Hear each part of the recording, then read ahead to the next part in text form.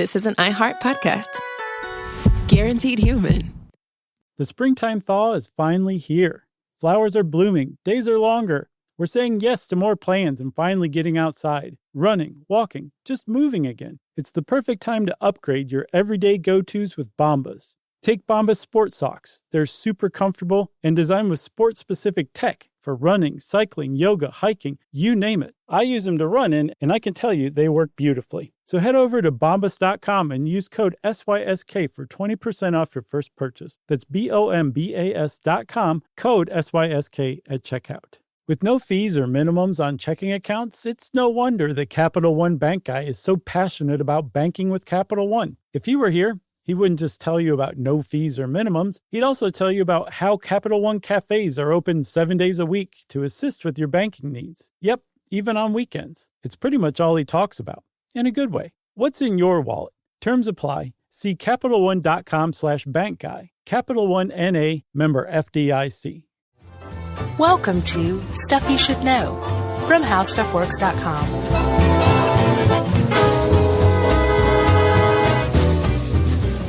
Hey, and welcome to the podcast. I'm Josh Clark. There's Charles W. Chuck Bryant.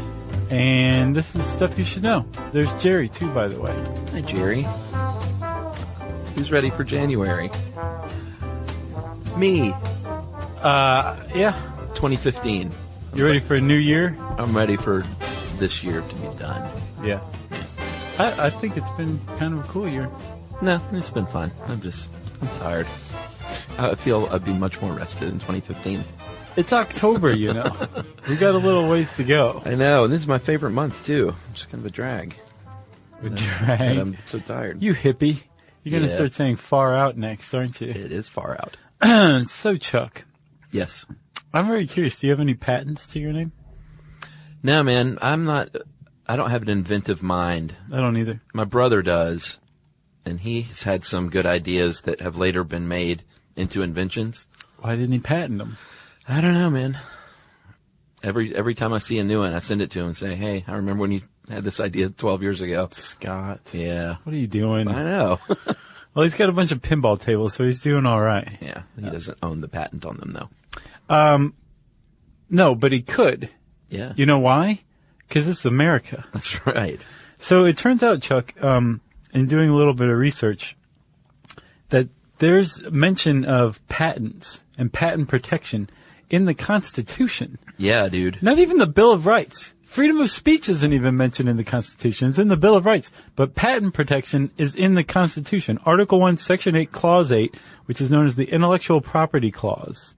And it says, quote, Congress shall have the power, ellipse, to promote the progress of science and useful arts by securing for limited times to authors and inventors the exclusive right to their respective writings and discoveries. And since this is the late 18th century, a lot of that stuff was just like randomly capitalized. Like a sixth grader wrote it or something. Right. And my apologies to all of you sixth grade listeners out there who know your capitalization. They're like, we love proper nouns. So, it's in the Constitution, like, if you invent something that's new and novel and cool, we think you should have some sort of government-sanctioned monopoly over that, at least for a limited amount of time. You know why? Why? Because very early on, the United States said, we want to encourage inventiveness and forward thinking and entrepreneurship and great ideas. Yeah. They were on board pretty early, even though it's sort of a mess these days, which we'll talk about, I guess, in the end. Oh, yeah, we will. Yeah. But, yeah, the whole purpose of a patent system, and apparently it's one of the hallmarks of the modern society, I guess, is to have a patent office. It says we value innovation, we value technological progress, artistic progress. Sure.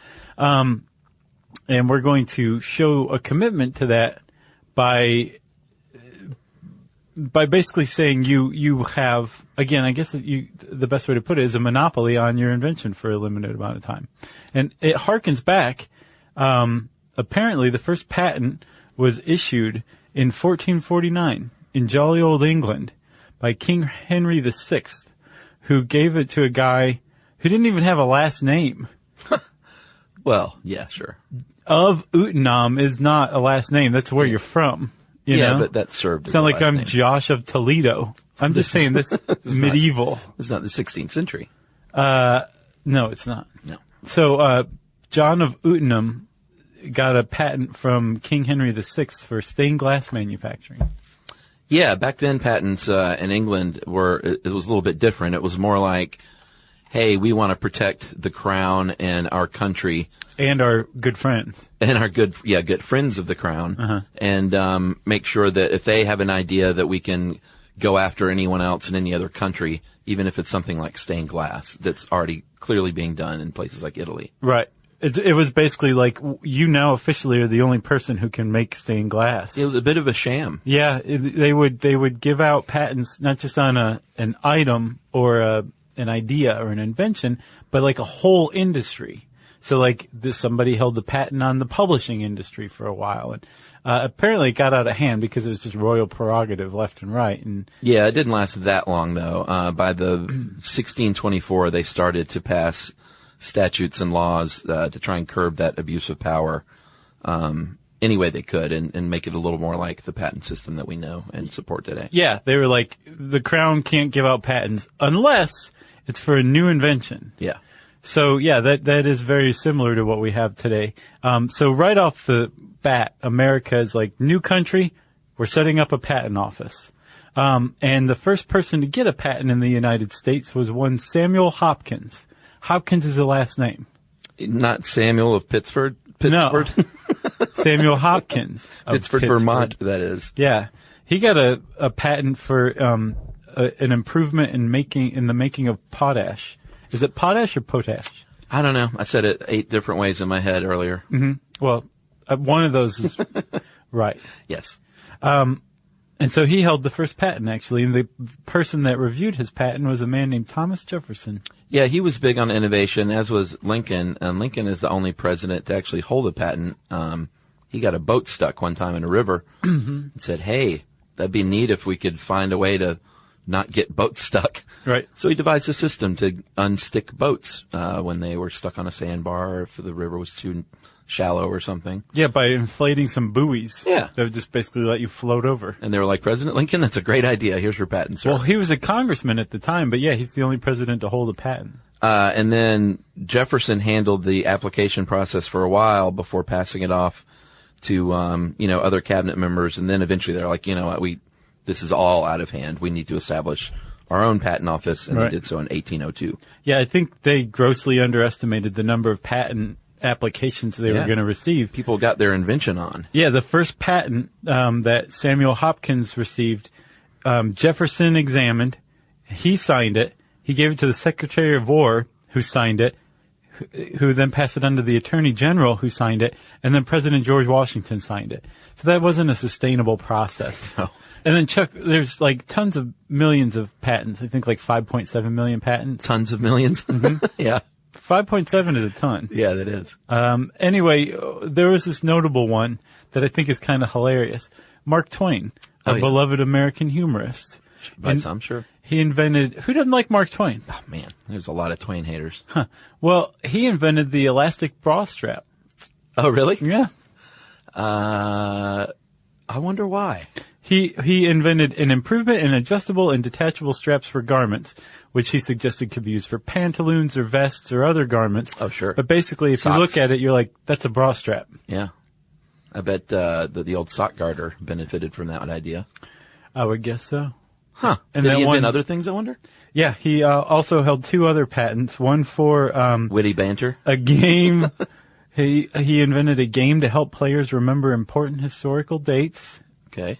I don't think he ever saw a dime on that one, I'm sure. Yeah. And then a self-pasting scrapbook, which wouldn't become huge until the 90s. Yeah. I don't know what 1990s. self-pasting means.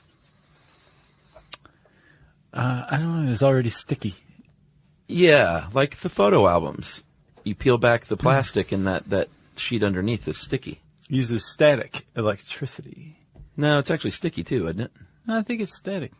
Really? Is it sticky? I think it's sticky. I haven't looked at a photo album in a while. Well, we'll have to go to, I don't know, the Hallmark store and check one out soon. Let's do it. Well, we were going anyway, so. So, I know the new Christmas ornaments are out. So, Chuck, let's talk patents, man. Yeah. I had this idea because I'm a big fan of Shark Tank, the TV show. Uh-huh. And there's a lot of patent talk. And I was watching it the other day, and they says, well, we have the utility patent, but not the design patent. And I was like, I got to look this stuff up, see what all that means. And, well, we'll get to that in a second. But let's start out, and we'll probably do shows on maybe copyright and trademark at some point. Maybe they're worth mentioning here, though. Yeah, copyright, those are all forms of protecting your intellectual property. Yeah. And copyright is the easiest and most broad and wide-reaching and longest-lasting form. Right. Because you can just write something and it's yours. Yeah, automatically. In the United States, it. at least. Yeah. And it lasts for your lifetime plus 70 years. Not bad. No. And literally, once you, Chuck, if you write a short little story, you can, right when you finish, you can write C, put a circle around it, Yeah. Chuck Bryant, 2014, and you have your official copyright. That's right. Like, that's it. Legally, you're done. Just right. because you created a work of authorship. Yep. And that's pretty great. If you're a company and you've done, have a copyright as a company, it lasts, up to 120 years. So. Depending on whether they publish it or not. Right. Yes. But that's, eventually it does run out and then it can be shared and other people can make money off of it. Like, for example, old, H.P. Lovecraft stories. Like right. you or I could take a bunch of Lovecraft stories, say we wrote them, type them, put them together and publish them and sell those books. Really? Yes. Like a collection? Mm-hmm. You don't have to get any kind of permission for that? Nope. It's in the public domain at that point. It Well, belongs to the world. That's right. Well, we read every Halloween. We have to read something from the public domain. I know, because it's really expensive to do otherwise. It is. Trademarks are a little bit different. They're a lot more narrow in what they protect, and they protect designs and phrases that businesses use, or maybe trade secrets, like a formula for a soda. Well, those are different. That's its own thing. Yeah, but that's still a trademark. Is it? Yeah. I thought it was separate from a trademark. I don't think so. So with a This article says it's a trademark trade secret. Well, with a trade secret, it's actually, it can be beneficial to keep something under wraps as a trade secret. Oh, yeah. Because if you have something that you patent, you're protected for 20 years in the United States. Your patent is, but part of the patent process, as we'll talk about, is to publish it. You make it every detail of it public. So then after 20 years, when your patent runs out, anybody can go and look at your patent and recreate it and not give you a cent for it. If it's a trade secret, as long as no one discovers the say secret formula for Coke by accident, or by being This American Life and rooting it out. Right. And then, yes, so like Coke could sue This American Life for damages, but once it's out in the public, like it's no longer a trade secret and other people can use it legally. The other way you can do it is to take Coke and reverse engineer it and come up with the formula successfully that way. That's not protected by trade secrets. Right. But then, I think Coke diffused that well, though. They were kind of like, great, good luck. Yeah. Supposedly they keep it in a bank vault here in Atlanta. Oh, really? Yeah. Isn't Nice. that cute? Sure. And then the last one is a service mark, which is like a trademark for a company that provides services rather than products. So like if you're a plumber, you might have a SM next to your logo. Right. Those are the different types of intellectual property protections afforded in the United States, Chuck. But the final one, and the one we're discussing at length, is the patent, and that is a copyright for an invention. And the U.S. patent law defines that as, quote, any new and useful process, machine, manufacture, or composition of matter, or any new idea and useful improvement thereof, end quote. And that is, well, we'll get into all that, but the wording there is sufficiently vague and specific, because when you're talking about inventions, it's got to be a little bit vague. Yeah. Because you don't have it all worked out, maybe. No, because with the copyright, for example, what you wrote down is protected. Right. The sentence structure, the paragraphs you used, the wording you used, that's protected. The thoughts that it's getting across about the little puppy who got lost and came back home and everything ended really well, like the idea of a puppy getting lost can't be copyrighted. With a patent, it's the reverse. Yeah. Like the actual invention, like the platform shoe with the goldfish tank and the heel that you invented, right? Yeah. You can't defend that actual tangible shoe. Yeah. But the idea, the design of that shoe, that's what a patent protects. Yeah, and you can't steal. It gets a little tricky with things like writing or like movie ideas. You can't steal someone's idea. Like there could be 2 movies about lost puppies, but if you could somehow prove that you met someone in a meeting and pitched them this idea for the lost puppy, and then 6 months later they came out with a script for a lost puppy, you might have a case that they... I don't know, man. It happens all the time. Okay, but think about Deep Impact and Armageddon. Let's go back to that well. Well, no, I know. That's what I'm saying. You can have 2 movies. There are lawsuits every day filed in Hollywood over stolen intellectual ideas. Yeah. But whether or not it's successful is whether or not you can make your case, It depends upon each one. That's a good point. So the first thing, if you want to patent an invention, is that you have to, it has to be sufficiently novel, is what they say. Mm-hmm. So it can't be, it can be similar to other things, but it has to be different enough to something that's already patented, or been published in a publication to grant the patent. Yeah, because that's a really key point. Even if you invented something, right? And let's say you wrote about your platform shoe with the goldfish tank and the heel, right?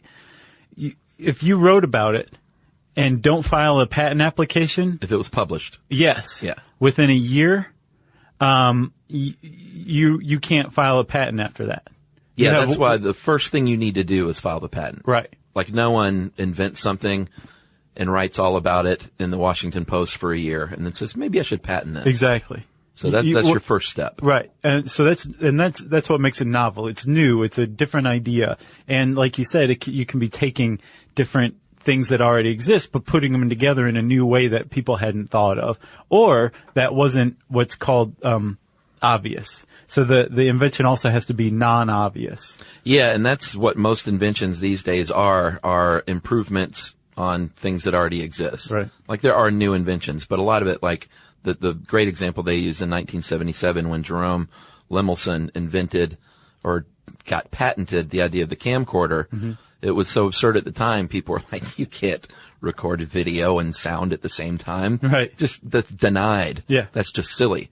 Get out of here, Lemelson. And he said, actually, no, that's kind of a good idea. And it's super easy to do because all I have to do is tape the tape recorder to this camera, which is probably what he did. And, he was able to get the camcorder patented, of course, and now if you go to the patent office and do some research, there are probably thousands of patents that have to do with the camcorder. Gotcha. Each individual little piece that someone innovates, they can patent. Right. Like night vision on it, or a light attached to it. Right, exactly. But you couldn't say, I'm going to patent a camcorder, this other guy's camcorder idea, right, but it'll be green. Right. Because that's an obvious change. Yeah, yeah. Or this article gives the example of like a toaster. Like you couldn't patent a toaster that has an extra 2 slots for bread. Yeah. Because anybody could think of that. Exactly. That's obvious. That has to be non-obvious. That's just a bigger toaster. And then there's also useful. Useful is kind of the last of the triumvirate for what makes a patentable item or invention. And like it has to be something that works. So like the example given in this article is like you couldn't patent a random configuration of gears. Right. Because it doesn't do anything. Right. It doesn't work. It's not useful. But if those gears transported, is a new way of transporting something from one place to another more efficiently maybe than you could. Patentable. And then in the same vein, something that apparently the patent office interprets something that can be used strictly for immoral purposes. Yeah. That they consider that non-useful. Because at the end of the day, the patent office is supposed to be doing this for the benefit of society.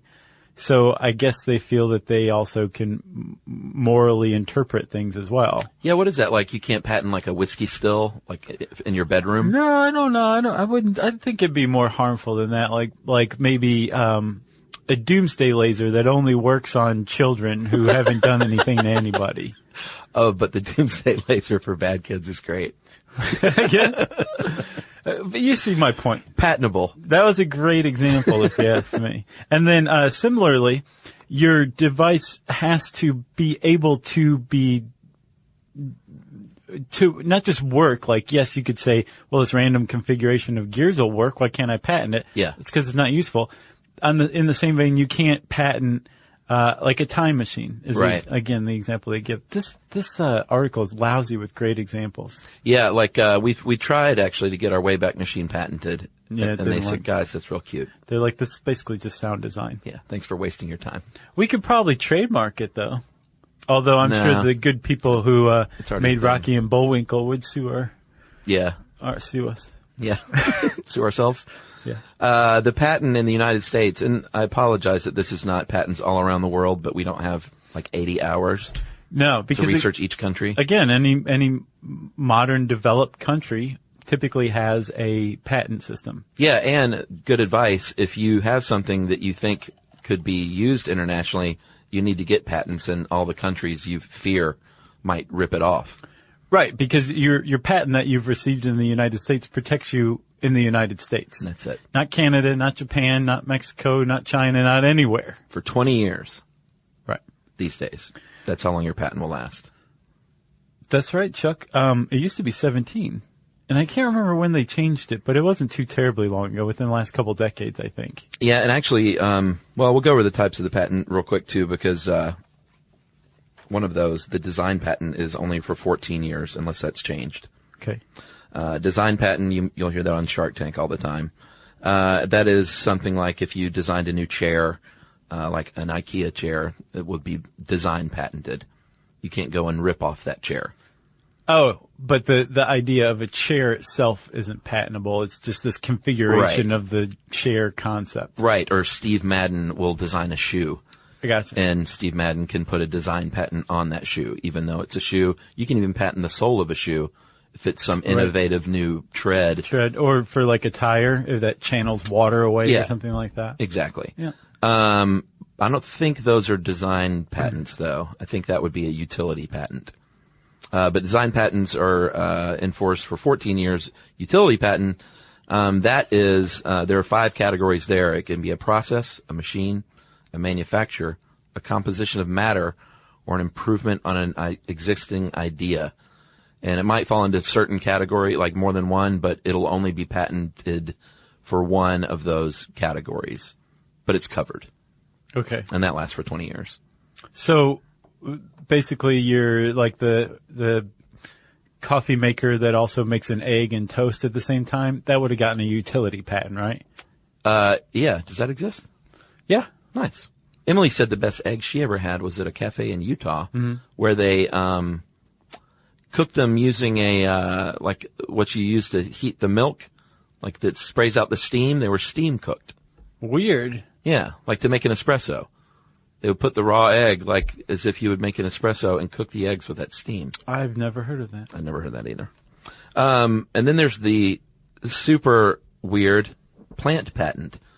And that is granted for any asexually or sexually reproducible plant or flower that is novel and non-obvious. Yeah, that's kind of a big one because there was, and in Australia, this is the way it is, but in the U.S. it was up in the air for a little bit that people were worried that like naturally occurring genetic sequences could be patented. Yeah. So where basically some company could be like, hey, we now own your genes. And you can't do anything with them even to save your own life unless you pay us. In Australia, one of their federal courts said, yeah, like we're totally down with that, which is crazy. Yeah. In the United States, I think in 2014, the Supreme Court said, nah, we're not doing that. You can patent, if you can figure out how to manipulate genes to make them do something that doesn't naturally occur, knock yourself out. Totally patent that. Like, for example, Monsanto seeds that that prevent themselves from reseeding or creating more seeds. Yeah, or some new strain of tree that's hardy against some kind of insect. Sure. You can patent that. Right. But you can't just go out and patent an oak tree. No. Or a human gene. Nope. You can in Australia, which you should not be allowed to do, but in the U.S. you can't do that. And that was a big load off of, I think, a lot of people's minds, including mine. Well, that's good. I'm glad you can sleep tonight. I'm feeling great. Plant patents are good for 20 years as well, so I don't know why design patents are only 14, but maybe they just want to encourage more design. No, nobody values design like they should. That's the problem. As far as we mentioned Jerome Lemelson, and as far as inventors go, he ranks second to Thomas Edison in number of patents in U.S. history. Not necessarily number of inventions, though, a lot of people would point out. Yeah, he's a pretty controversial guy. Some people see him as a philanthropic genius. Oh, I'm talking about Edison.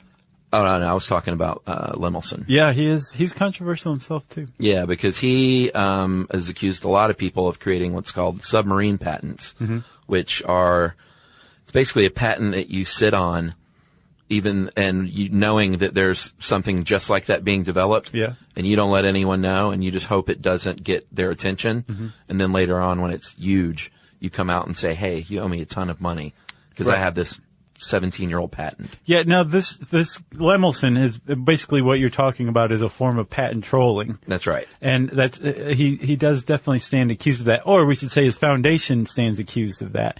But Samuel Lemelson was incontrovertibly a genius inventor who definitely did come up with a lot of really great ideas. That we all use. Right. Yeah. Things like the camcorder, things like barcode scanning, like Walkman. Basically the modern world, a lot of it came out of Lemelson's head, Jerry Lemelson's head, right? But you are right. His foundation has racked up like $1 billion in licensing fees and court awards. Yeah. From these kind of lawsuits and litigations until they ran up against one where it was like, I think a barcode scanning case, a couple of them got put together. And then they were added onto like 7 others. And the judge in the case found that basically this, even though there isn't necessarily a statute of limitations, a reasonable statute of limitations had run out. Right. On the time between when barcode scanners came out and the time they filed the lawsuits. Right. And they used the term submarine patents in this article and said, time's basically run out. These things belong to the world now. Right. And, sorry, Lemelson Foundation, you're not going to get this money. Interesting. Yeah. There was something passed in 1995 called TRIPS Agreement, Agreement on Trade-Related Aspects of Intellectual Property Rights. And that was supposed to kind of curb submarine patents, but they'll still pop up every now and then. I think TiVo reared their head. I think I saw something about that. I don't know the details though.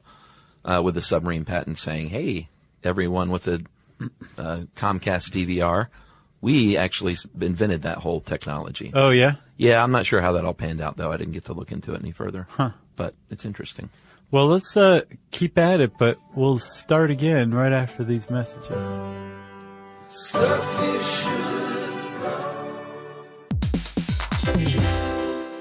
Dell PCs with Intel Inside are built for the moments that matter, for the moments you plan and the ones you don't. Built for the busy days that turn into all-night study sessions, the moment you're working from a cafe and realize every outlet's taken. Yeah, the times you're deep in your flow and the absolute last thing you need is an auto update throwing off your momentum. That's why Dell builds tech that adapts to the way you actually work. Built with a long-lasting battery so you're not scrambling for the closest outlet. And built-in intelligence that makes updates around your schedule, not in the middle of it. That's right. They don't build tech just for tech's sake. They build it for you. Find technology built for the way you work at Dell.com/Dell PCs. Built for you.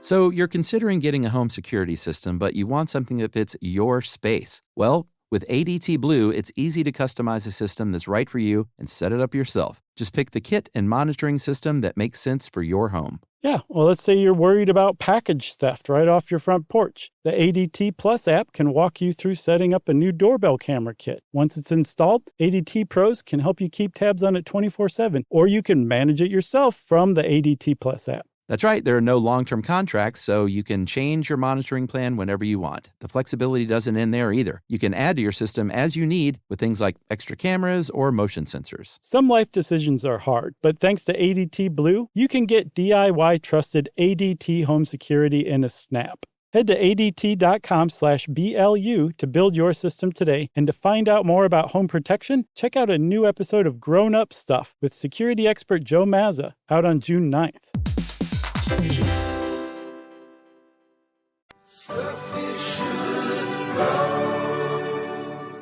Okay, so Chuck, Yeah. you want to talk about Edison some?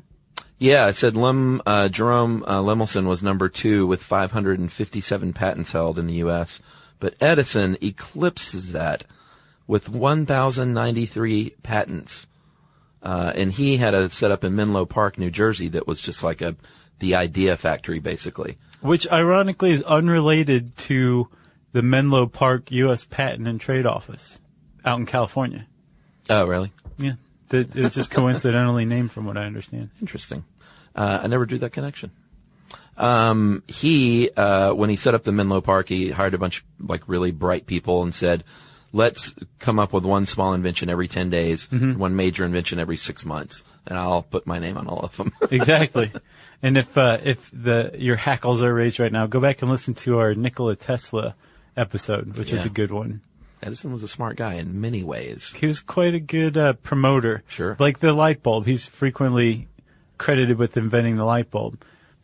A lot of purists will point out, like, no, he didn't really invent the light bulb. He took a lot of other innovations that were incandescent light related, and he figured out how to put them together into what we understand now as the light bulb. Well, yeah, but that's an invention. Yeah, it is. According to the patent office. He went and got the patent, and now everybody says Edison invented the light bulb.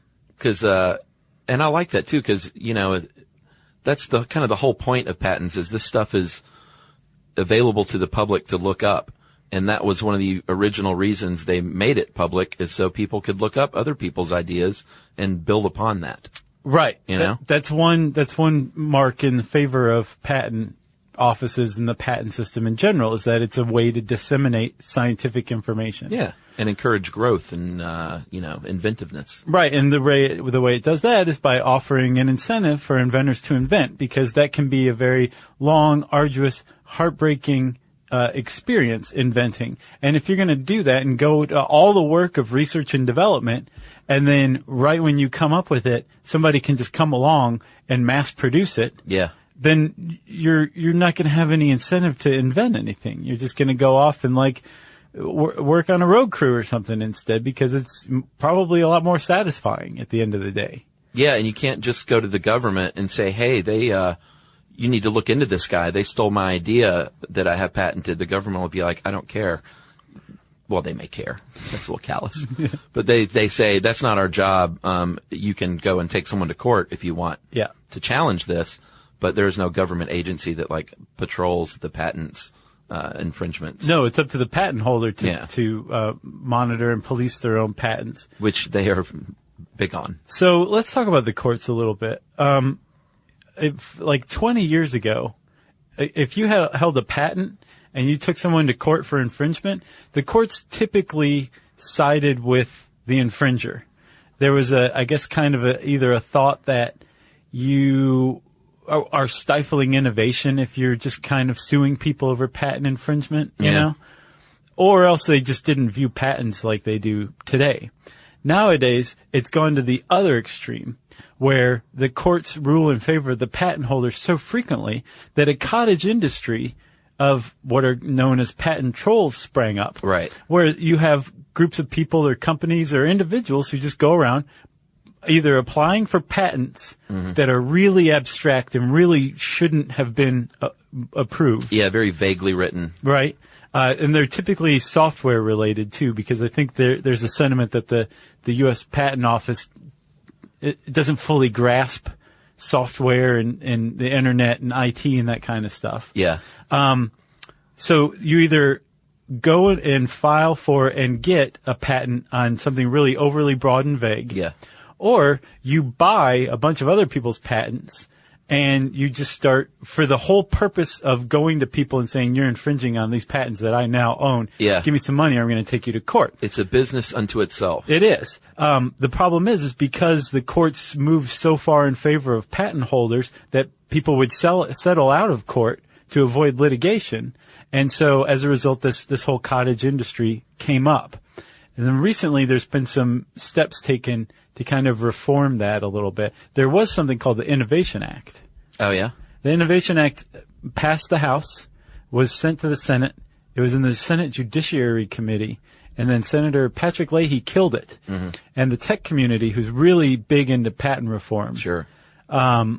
Accused him of being in the pocket of the pharmaceutical companies. That would never happen in this country. Who are really big into preserving the status quo. Right. And if you really look at what's going on with patent reform today in this argument, Chuck, you've got the pharmaceutical companies versus the tech industry. Yeah. Tech industry is like, things are moving so fast and there's so many ideas coming out that we can't focus on patent infringement. It shouldn't be as big of a deal because it's stifling innovation. Yeah. There's people here that are scaring people from, licensing computer software because this guy says that he has a patent that, says you could put software onto a CD-ROM and sell it. Right. That's the kind of patent troll thing. On the other side, the pharmaceutical companies say, hey man, we make tons of money licensing our patents. And so if people are afraid of infringing on patents because they can get sued, then our investments, our portfolio of patents are going to be protected. So there's these huge behemoth lobbies like hammering it out right now in the halls of Congress. And it seems like the Supreme Court and the federal government are siding on the tech side. Yeah, they you sent that great article from Forbes about just the problems with the modern patent system. And that was one of the great points. I can't remember who wrote the article. The guy who founded Priceline, Jay Walker. Oh, really? Yeah. Yeah, he said that, people are so scared, companies are these days, of infringing on patents because if you can prove that you knew about this patent, then you could be in big trouble. Right. So they're not even looking, which is the original idea of making these things published is, like I said earlier, is so people would go and look up how someone did something. Maybe I can improve upon that. Right. So people aren't even looking now because they're afraid that it'll be traced back and be like, no. We know that you saw this. You had this patent pulled 3 years ago. Yeah, because the penalties for accidental infringement and willful infringement are vastly different. Yeah, it's a big problem. Well, the Jay Walker suggests that you kind of cut the courts out and maybe make it easier to license things. Yeah. So just create some big national exchange where somebody can go and easily give somebody some money or temporarily license whatever they need. Yeah. And he cites some, I think a Forrest research study that suggests 95% of the 5.7 million patents that the U.S. has granted. 2.1 active patents. Okay. Yeah. 95% go unused and unlicensed. Yeah. And of those, approximately 500,000 are considered to be like high quality patents. Yeah. They just, a lot of them are from university research, and they just sit there. Yeah. And so protected. The same study found that $1 trillion of revenue is not generated each year in the United States because of this unused innovation that's just sitting there in this big pot. Yeah, a big guarded vault with a pot in it of unused ideas. Yeah. Yeah, which definitely goes against the spirit of the original idea. For sure. Yeah, which means the system is broken. It is broke. The other way that it's broken too is the enormous backlog that's going on at the Patent and Trade Office. Oh, just getting it reviewed and... Yeah. So if you file a patent, and we're going to talk about this in a minute, but if you file a patent, Chuck, and they reject it, that is not the end of the story. No. You can keep coming back and back and back and back. In fact, you usually will get rejected on the first try. Yes. For one reason or another. Right. But every time you come back, you add to the PTO's already big backlog, right? Yeah, of course. And so apparently there's another study that Ars Technica wrote about or carried out that found that there was a huge decrease in the backlog under the Obama administration. But they suspect that it was because the PTO lowered their standards and issued patents for a lot of shoddy patents. Right. Just to get people to go away, to clear the backlog, because that's the best way to get rid of somebody who keeps refiling their patent is to just grant them the patent and get them out of your hair. Well, they're saying, that decreased the backlog, but it led to a lot of shoddy patents, which in turn led to the patent troll industry. Yeah, and a lot more burden on the courts to suss all this stuff out later. Exactly. The problem is the patent office has an incentive to keep letting people file and file again because they make money every time. Yeah. They generate revenue from that. Yeah, it costs, the actual patent itself will cost you $500-$700 or so that you have to upkeep every year and pay a little bit more in maintenance fees. Yeah. Well, it depends. Have you seen the fee schedule? Yeah. There's like 30 or 40 different things you could pay fees for. Well, yeah. It all depends on how detailed your patent is and what you're trying to get through. Yeah. All right. Well, let's talk about what you can and can patent. We talked a little bit about it. You cannot patent something that exists in the natural world, like a discovery. Like they gave another great example, Einstein's law of relativity. He can't copyright that or patent it. Right. It's a thing. He might have named it and figured it out, but it occurred long before Einstein was around, just in the solar system. It belongs to the universe. It belongs to the universe. Yeah. It's a good way of saying it. You can patent like an industrial process. Like we said, computer programs you can, but it gets a little dicey. And if you have something that you think might be patentable or not, the first step you probably should is like hire either an agent or an attorney. Patent agent or a patent attorney. Yeah, and a lot of people do. And this is if you're like serious about this stuff.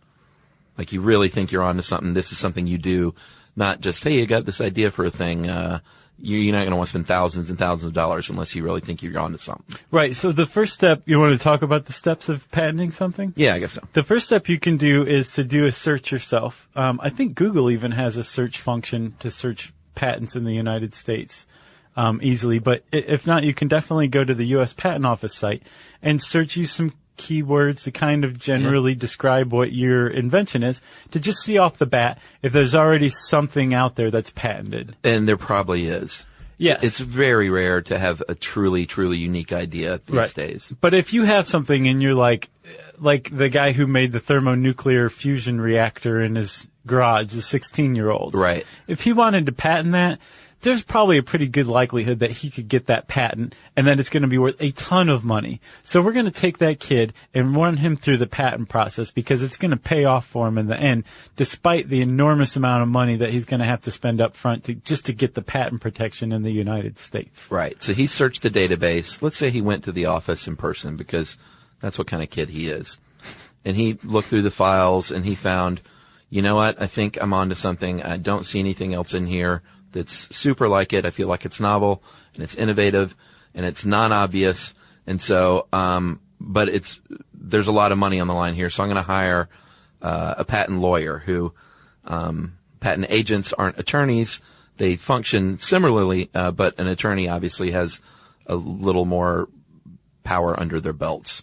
Well, they have a technical degree typically and a law degree. Yeah, so well, they understand. The agent just knows about the patents. They don't have the law degree. They have the technical expertise. Because you have to be able to look at the actual invention and understand how it works or if somebody's just trying to pass off something dumb. Like you're not a divorce attorney and a patent attorney. Right. You might be, but probably not. Sure. There's probably one out there. So, a patent lawyer will review everything and say, yeah, I think you are onto something here with your garage nuclear fusion reactor, kid. You're a heck of an inventor, and I think we can take this right through the roof. So, who's this guy? He's, The kid stays in the picture, dude? He's Lionel Hutz. What's the guy? The producer, the legendary producer? Robert Evans. That's who this attorney is. Yeah. Okay. We're getting this nailed, man. We are. Like, we're really filling it out with great detail. Although Robert Evans may say, there is a patent here. Don't waste your time. Yeah. It's up to you, but like it's really similar in these ways. Or maybe, hey, this thing is super similar, but this actual process within your patent that you're applying for is super unique. So maybe you should just focus on that. Right. And then you can license it to the person who's already got the patent ahead of you. Yeah.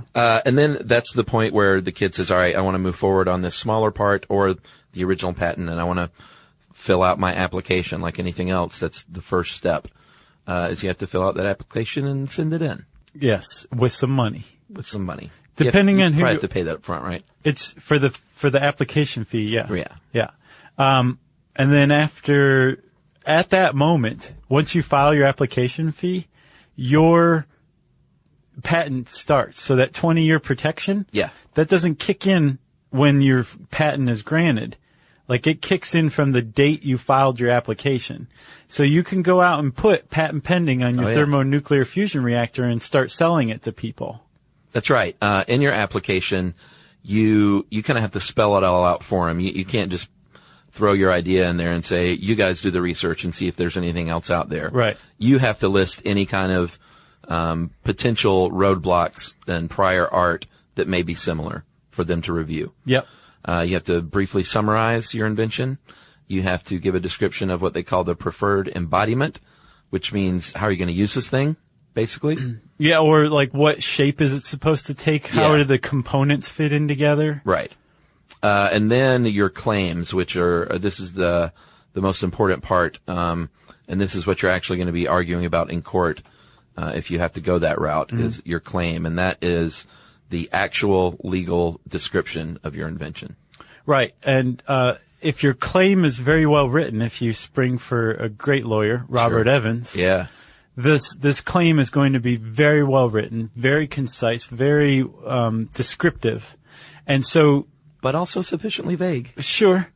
Because when you do take somebody to court and you say, this guy has totally ripped me off, here's my patent, here's the description of what my thing does. Yeah. Now look at what this guy's doing. It's the exact same thing that my patent lawyer described years ago when I filed my patent application. So the claim is extremely important.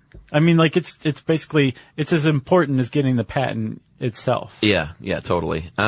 How much you're going to pay that attorney all depends, of course, on how many hours they spend, but they put in this article between $5,000 and $20,000. Yeah, I saw more than that.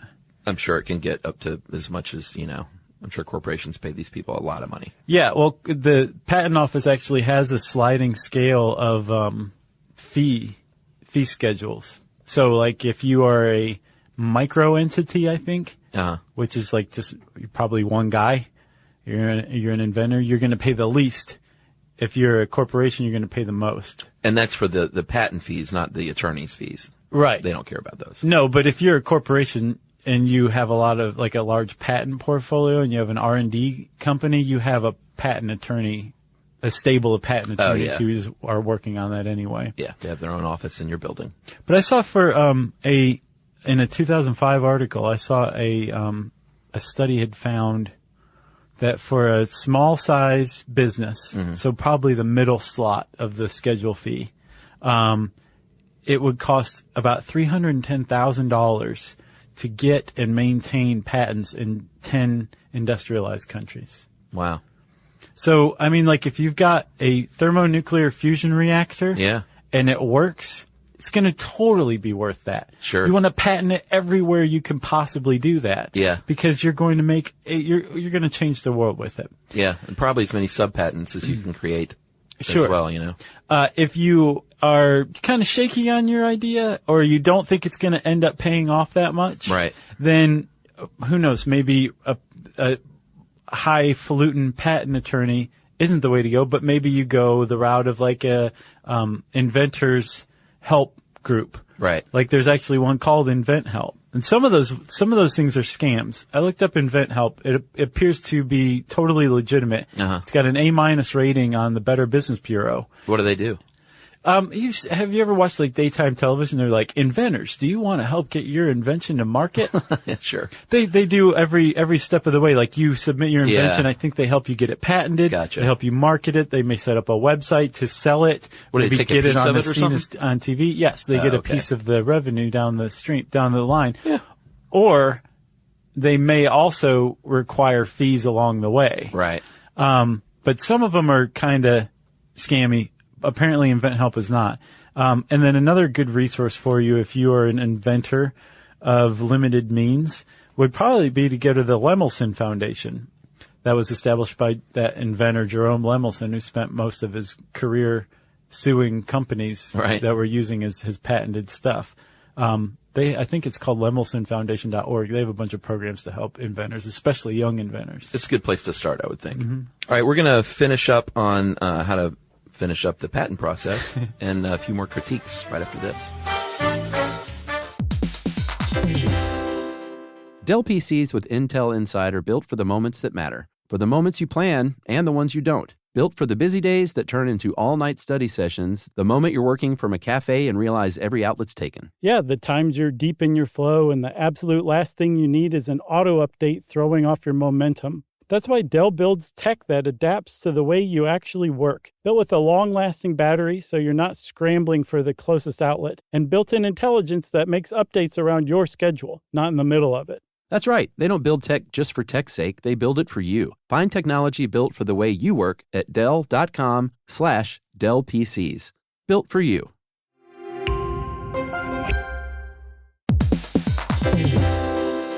Have you ever invested in something that seemed incredible at first but didn't live up to the hype? Well, marketers know that feeling. They optimize for the numbers that look great, impressions, reach, and reacts. But when they don't show revenue, well, that's a not-so-great conversation with the CFO. LinkedIn has a word for that: bull spend. That's right, because you need to invest in what looks good to your CFO. LinkedIn Ads generates the highest ROAS, 121% of all major ad networks. You can reach the right buyers with LinkedIn Ads, and you can target by company, industry, job title, and more. So cut the bull spend. Advertise on LinkedIn, the network that works for you. Spend $250 on your first campaign on LinkedIn Ads and get a $250 credit for the next one. Just go to linkedin.com/SYSK. That's linkedin.com/SYSK. Terms and conditions apply.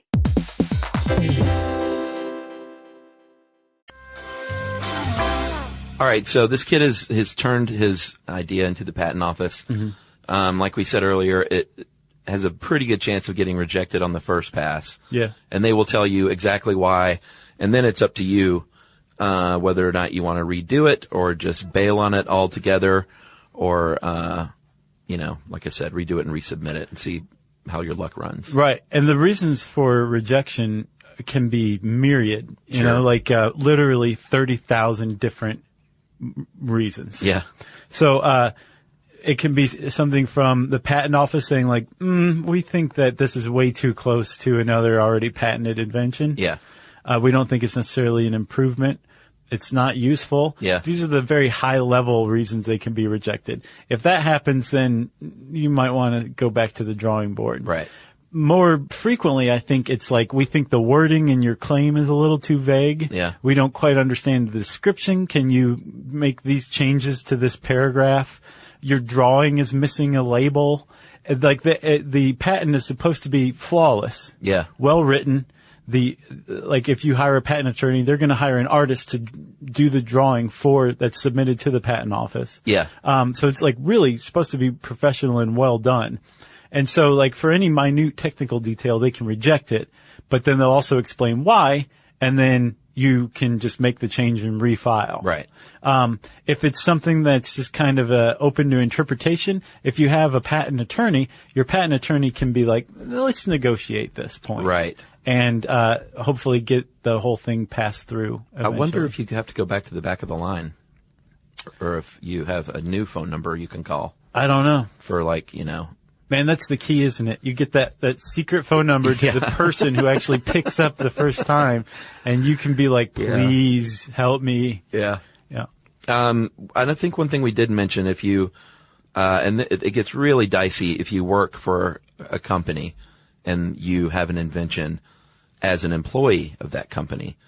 There have been countless hinky situations. I remember the one they made the movie about the guy who invented the delayed windshield wiper. Is that a documentary that's out on Netflix? There probably is, but I think what's his face? Oh, I know what that you're talking movie about. Too.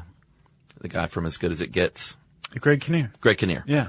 I didn't see the movie though, but I think that was a case of someone who worked for worked for a company, or maybe he didn't work for a company. Maybe he just presented it to car companies and he thinks they ripped him off. But if you work for a company, you might get the patent, but the company might still own the product or the process that you invented, you know? Yes. Because you did it as their employee, under their purview. But you might still get a personal patent for it, but maybe you might not benefit like you would as a private person. No. And basically, if you're an inventor, good luck getting a contract with a corporation in the United States where you don't automatically sign over every bit of your invention to that company. Sure. Or if you create anything creative, you are probably have a work for hire contract where all of your work that you write or draw or design or compose automatically belongs to the company. Yeah. So the ironic thing is like you are technically the creator of that work or that invention. Yeah. But if you go and republish it, like on your own personal website,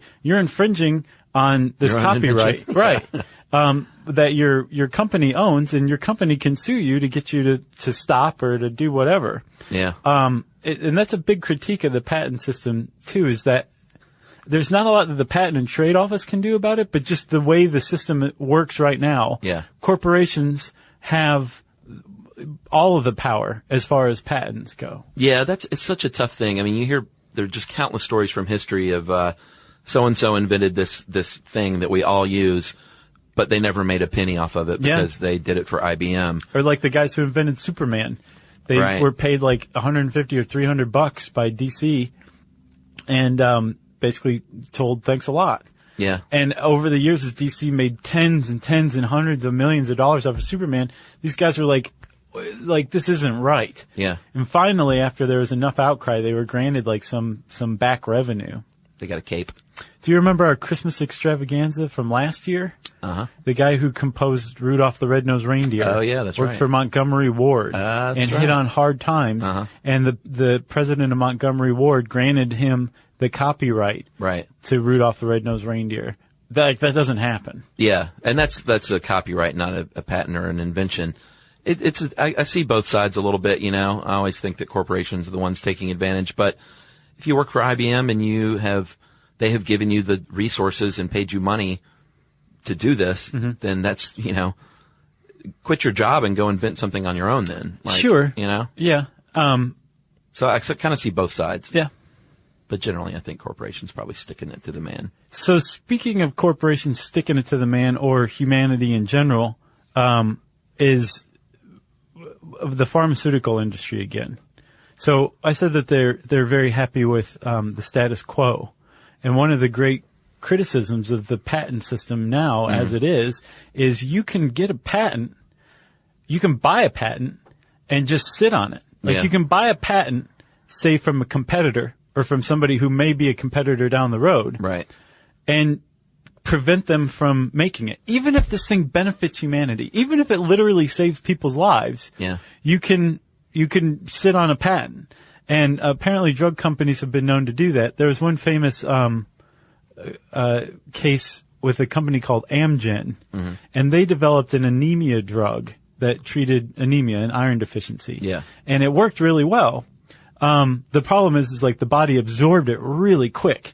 So you had to take large doses for your whole life. Right. And apparently this researcher, this chemist, found a way to make the drug longer lasting, which in Amgen's mind meant, well, we can't make as much money off of it. You're selling fewer drugs. So this lady was like, can I just see your patents and I can figure out a way to latch this onto your drug and save lives? And Amgen was like, nah, we're not going to let you see our materials, our research. So we don't evil. want to make that better. Man. But so that's not as overt as buying a patent and sitting on it to keep people from doing it. Yeah. But that does happen. Like it's a it's a competitive way to navigate the business climate.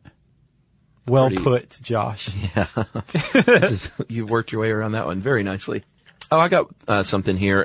It might take like a year to 5 years to get this patent from pending to approved. Yeah.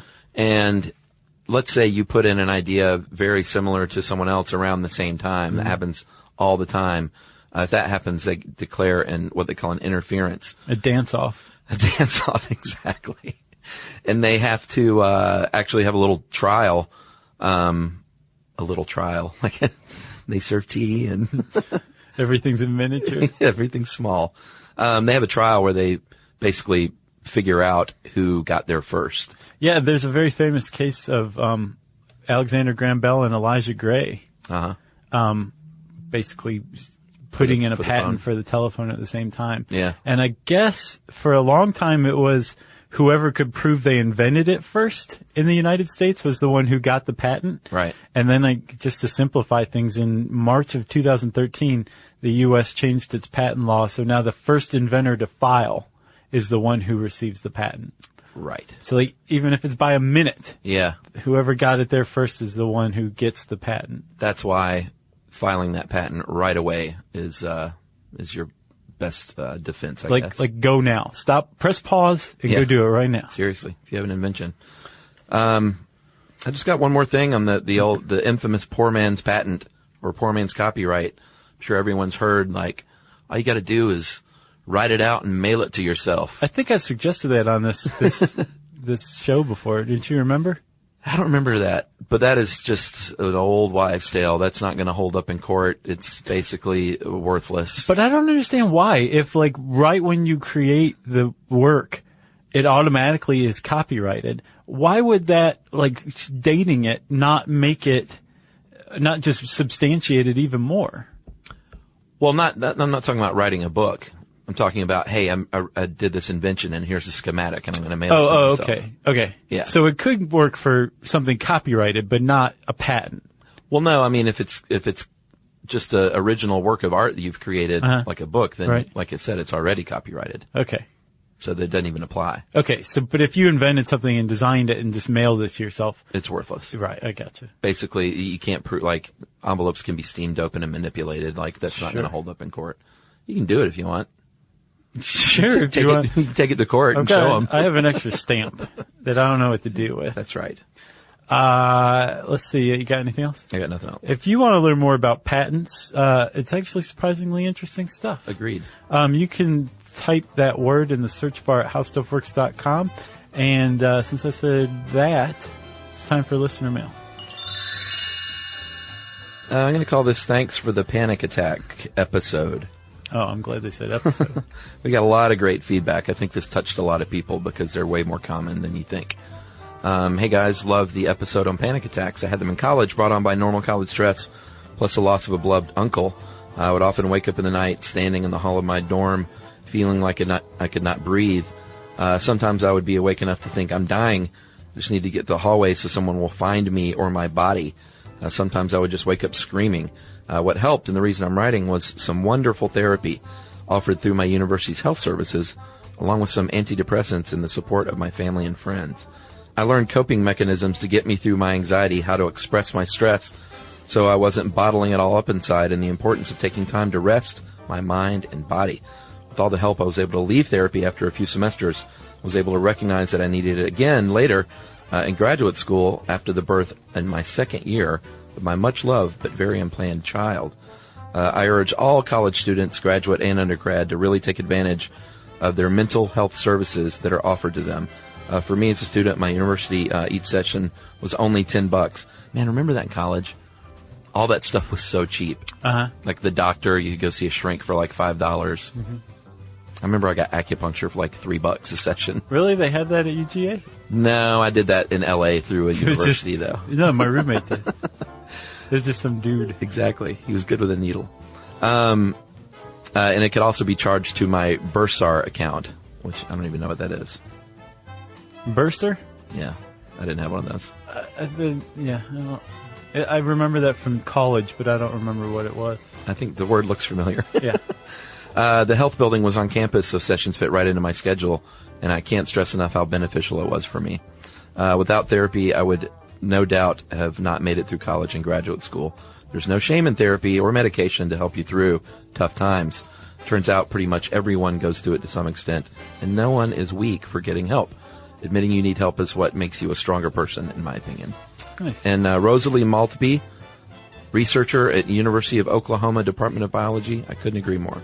Well, thanks a lot. Is it Rosa Lee or No. Rosalie? Rosalie. Thanks a lot, Rosalie. We appreciate you writing in, spreading that message, because it's a good one. Very pretty name as well.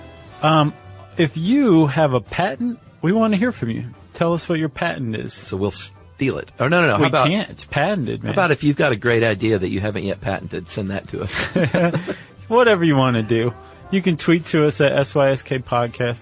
You can join us on Facebook.com/StuffYouShouldKnow. You can send us an email to StuffPodcast@HowStuffWorks.com. And as always, join us at our home on the web, StuffYouShouldKnow.com.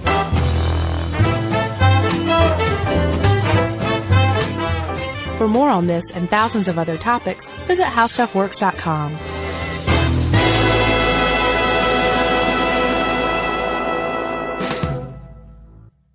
Everyone knows winter is the real mess maker. You don't need WeatherTech floor liners for summer unless you hit the beach and half the beach ends up back in your car, or the campsite dirt ends up in your trunk. Then you'd want a cargo liner, or a road trip goes sideways, lemonade spills, ketchup goes rogue, ice cream drips. Yeah, you'd be pretty happy about those WeatherTech seat protectors. So just to be clear, as the mud you're inevitably going to step in this summer, you don't need WeatherTech unless you plan on doing summer. Visit WeatherTech.com today. Imagine never buying gas again. Well, you can with an electric vehicle. EVs are easy to charge as your phone and perfect for everyday life. You can drive daily with confidence everywhere you go. Most Americans drive just 40 miles a day, and most EVs are equipped with 200 to 400 miles of range. Plus, they've got fewer parts, they require fewer repairs, and they produce fewer headaches. And with all those pluses, it's no surprise that we're seeing more and more EVs on the road, which makes the planet happier and happier. The way forward